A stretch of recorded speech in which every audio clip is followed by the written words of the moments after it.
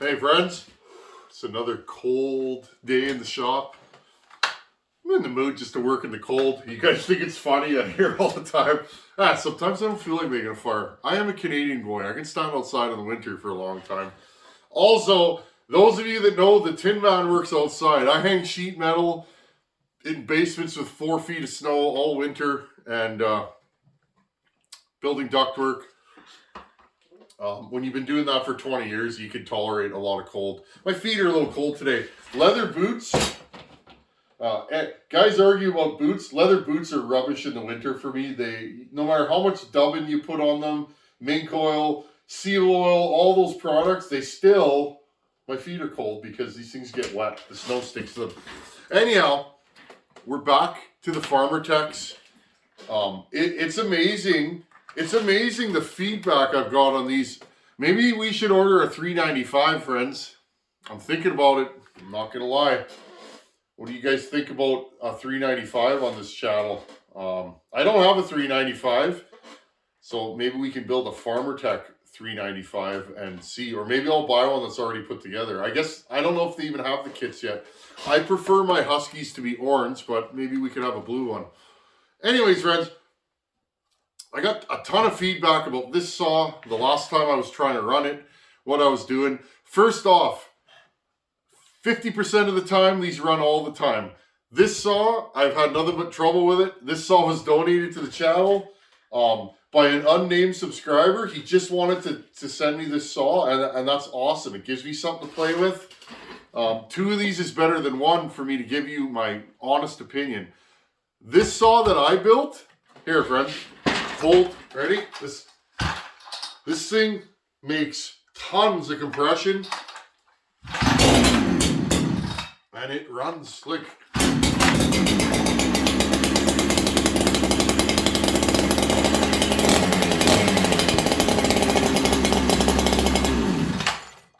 I am going to run this saw until it blows up, probably the way it is. That is an as-built kit. The only thing that I changed was the oiler, because the oiler was rubbish. It didn't oil at all, not a drop. I never got a drop of oil out of that saw.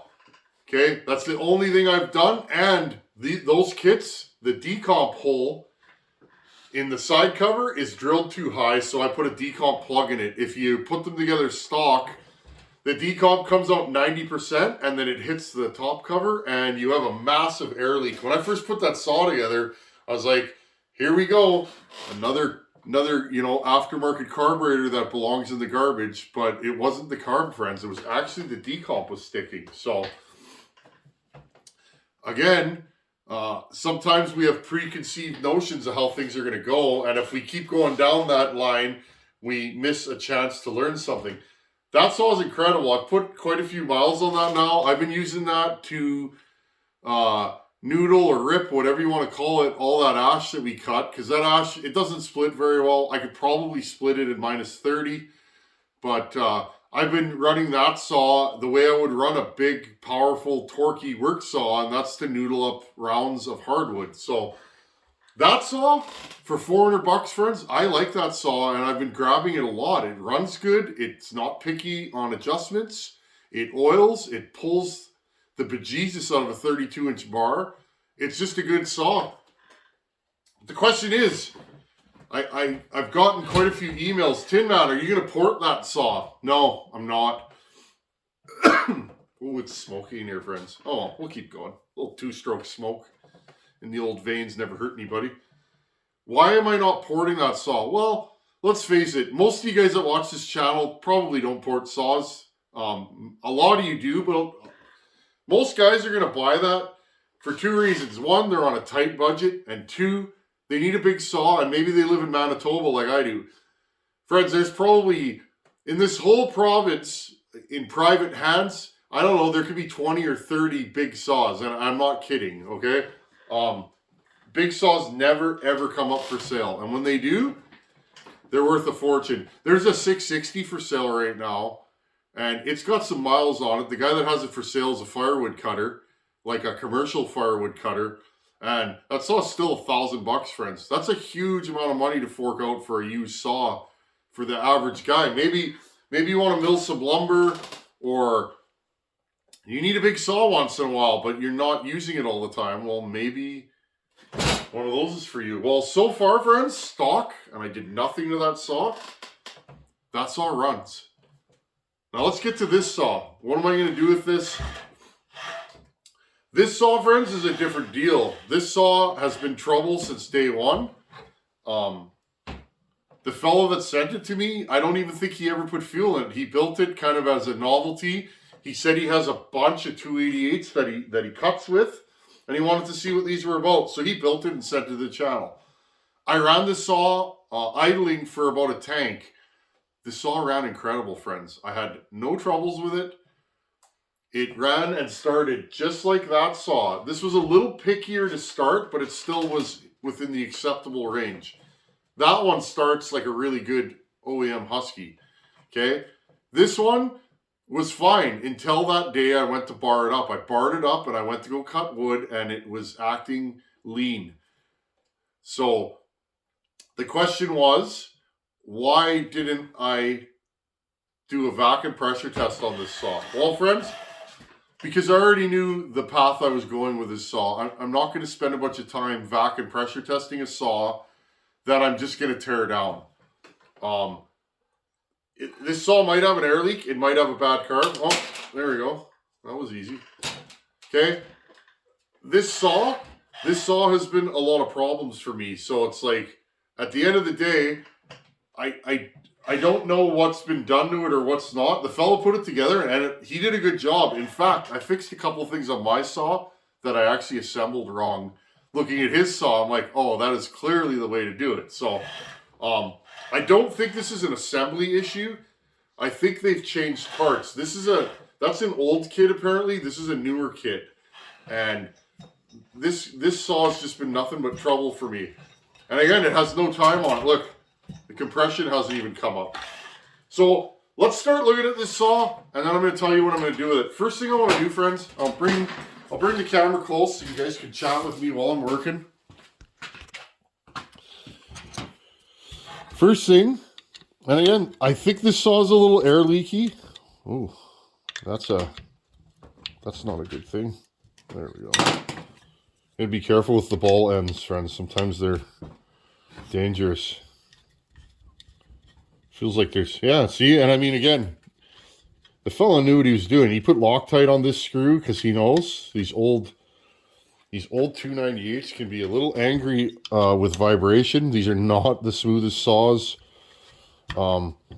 These aren't an overly well-loved saw. I like these, but again, I don't cut for a living. Again, a lot of guys I cut with, or not cut with, but even guys I've cut with, guys I talk to, here locally, I see more guys running 281s than 288s. I like 281s and 181s. I don't know, something about them. Probably because they're underbore, they're not overboard like these are. I don't know the exact timeline of when they started making these saws. These are like I think a late 80s, early 90s saw. Maybe to compete with the 066. I think Husky probably missed the mark. These are not a good 66 Magnum. And then as you guys know, the 394 came out. And I mean, a 394, yes, it's heavier than this saw, but if you need a big saw and power, you're probably going to grab a good 394 every time. But maybe you want a lighter saw. This is a nice intermediate size saw. They're not too heavy. Anti-vibe's okay. They're nice saws. I hope to get an OEM one of these sooner than later. Just checking if the gaskets, sometimes if your gasket's missing, the saw can act funny because you're not getting enough back pressure. Okay, let's do this together. I hope you guys can see. What does this piston look like? Looks like a brand new OEM, or a brand new piston to me, not OEM, but you guys know what I'm saying.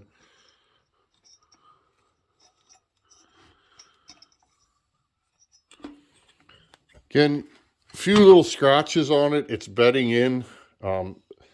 Little scratches and nicks on a new piston, super common. Let's see, and I don't it doesn't look like this. I'm gonna go off camera here for a second. And it doesn't look like he chamfered or redid anything. I did in my saw, and it's like maybe my saw is gonna look worse than this. So I don't see anything too untoward with the piston. Everything looks good. Let's pull the spark plug. And again, friends, I think this saw has an air leak, and I'm pretty 98% sure where it is. We're going to get to that in another video. Plug looks fine. A little on the rich side, so it's not that. And again, friends, so let's do some investigative work on this. I'm just going to pull the clutch off before I do any more work to this saw. Okay, I'm just going to throw some strang in here. Make sure the exhaust port's closed.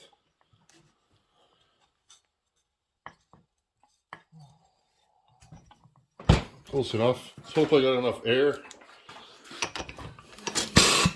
Nope. Okay, give me a second here, friends. Okay, again, closed exhaust port, put some string. This is paracord. There we go. That came off nice. I like when things cooperate.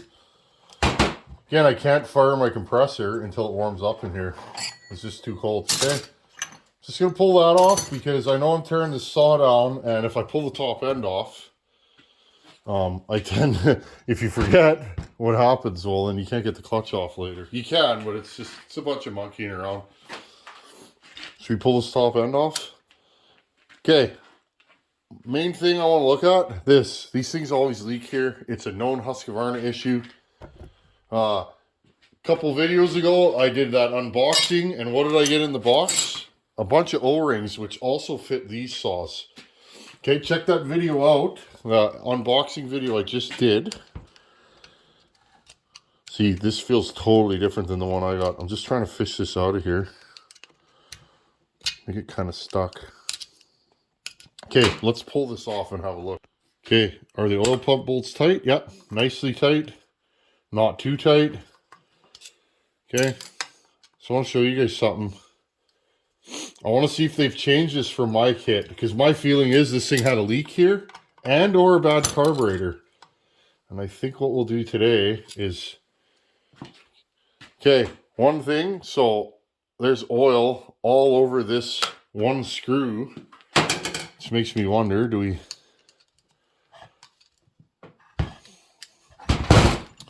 this thing on its side, this should just pop out. Oh, that's tight. See, so I have a feeling, friends, that mine, that O-ring was so tight that they supplied. I was hoping that those O-rings from Farmertec would be good, because these things leak all the time. Wow, is this thing stuck? Maybe he glued it like the Tin Man does. I glue these things all the time. Why? Because then they never leak, but they're really hard to get out. Did he glue this? Oh, looks like... yeah, he put it... okay, here we go, friends. So, I'm going to show you this because I'm 100% sure of why this saw runs the way it does. And now I'm thinking maybe we should put it back together because maybe this saw didn't get a fair shake. Yeah, so he glued this in, friends, which is a great idea. You guys see me doing that. But here's the problem with this kit. I'm going through these and making notes so that if you guys buy this kit, 100% why this thing was leaking, okay? Even though it's glued in. First of all, this is all wet around here, which tells me the oil in the saw, right? Because there's your bearing. The oil was making its way through there. But look, friends. You see anything funny? These O-rings are way too big on these saws. The one on my kit was, and this one was too. Look, it's in nice at the top. Look, it's too big at the bottom, and it's flattened. I don't know if you guys are going to be able to... here, there you go. Let me grab my pointer here. There you go. See if we can pull this thing off. Look, friends, see how it's ripped?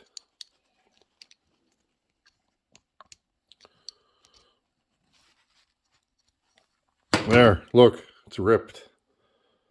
See what happened? Okay. This is why if you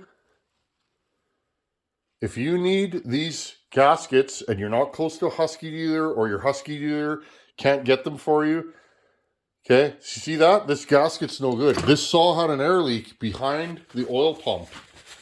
Okay, 100% this saw had an air leak behind the oil pump. So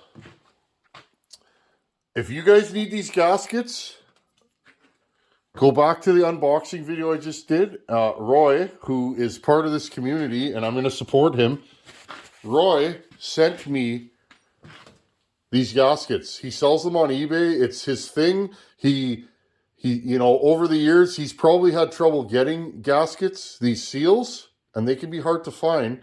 So he started selling them in kits so that you have all the seals. This is called an X-ring seal. He gave me some of these. These are hard to find sometimes, or you can't get them. These leak really bad, and you end up, they seal against right here, friends, this little hole here. Okay, and if these get cracked, your saw will still oil, but it won't oil as well as it should. Okay, here's your oil pickup, and this sends it through here, out here. If you have a 288, 266, there's a lot of saws that have these X-rings. If that X-ring is cracked or missing, you end up with a saw that doesn't oil properly. It'll oil, but not as good as maybe it should oil. Other thing I'm looking for is if the cases are wet, and it's actually funny, this case is super oily and wet underneath here. I don't know if the case is leaking. And again, right here, again, it could just be from oil running down and getting under there. Let's look at the handle. Is the handle covered in oil? Well, no, it's not. So, this gasket may actually be leaking too, friends. Let's check the case bolts. And again, I'm not going over his work and saying, oh, aha, you did this wrong. I'm going to grab the right Allen head. But as a saw wrench, you have to be, so again, that one went a little bit, but again, I am a Hamfist. Oh. So these case bolts have backed off about 1/8 of a turn. Whether that's a thing, whether they're leaking or not, I don't know, friends. But again, what I'm finding with these saw kits, and I don't have a ton of experience with them, friends, if you don't have a ton of saw wrenching ability and you're going to build one of these, make sure you spend a lot of time watching YouTube videos, or because as saw builders, there's all these little nuances that we just know about. Like this, I know about these. You guys saw me spray Jamie Barking Spider's saw. That's another saw we got to put O-rings in.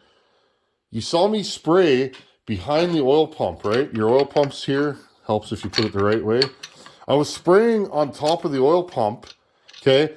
And the saw was not going rich, which would indicate an air leak, for like 2 seconds. Well, now you guys know why, okay?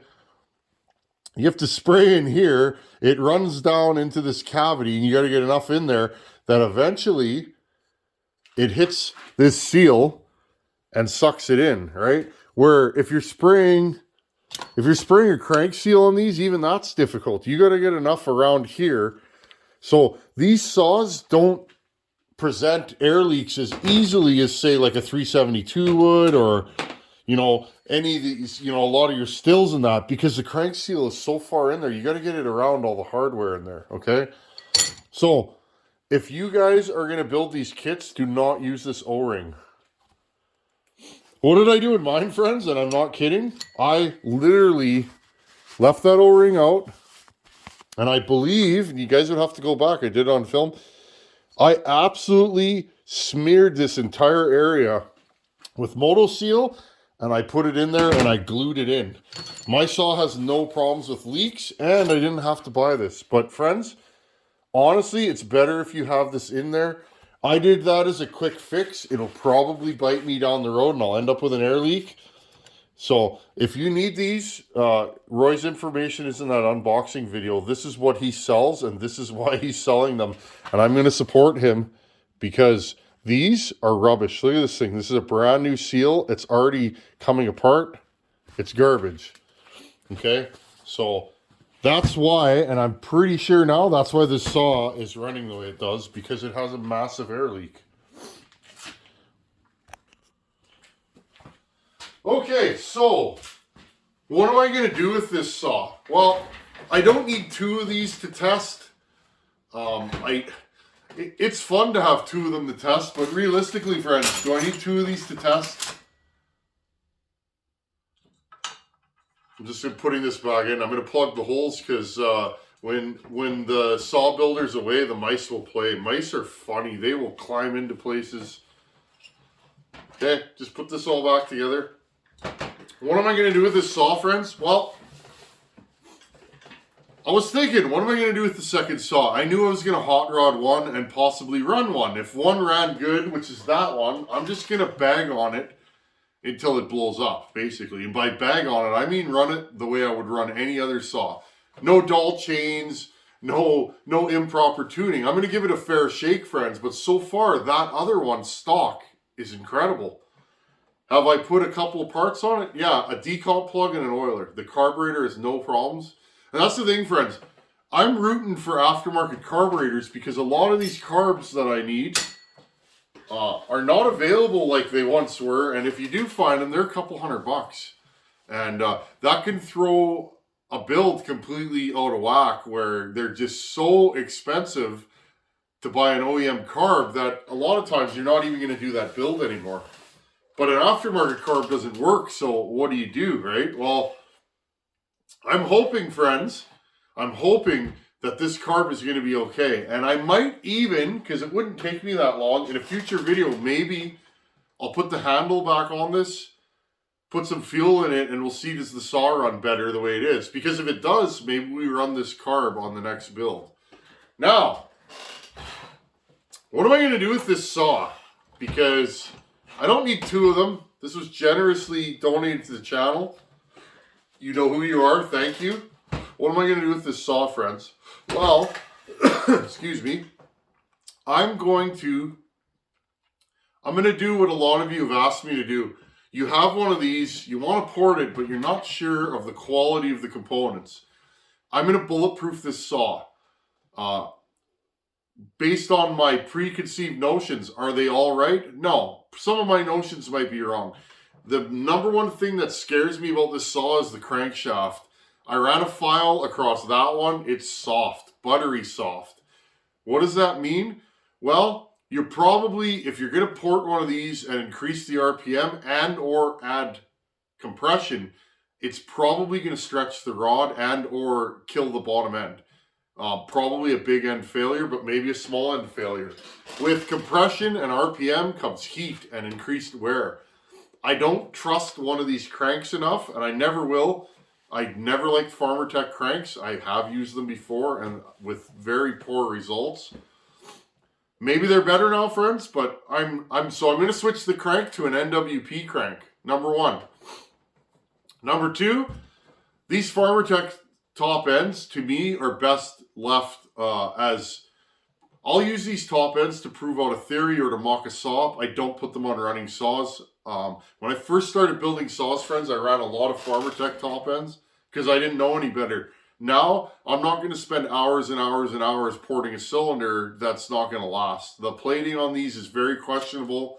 The rings are very soft, which is nice. They break in one tank usually, and they make tons of compression. But if a saw is going to be used as a work saw, it's not going to last with any time. So, what am I going to do, friends? Well, you guys all know about the Echo 590. That saw just never worked out. And that's a buddy of mine's saw. He mailed it to me kind of, do you think you could do something with this? I'm like, yeah, I'll see what I can do.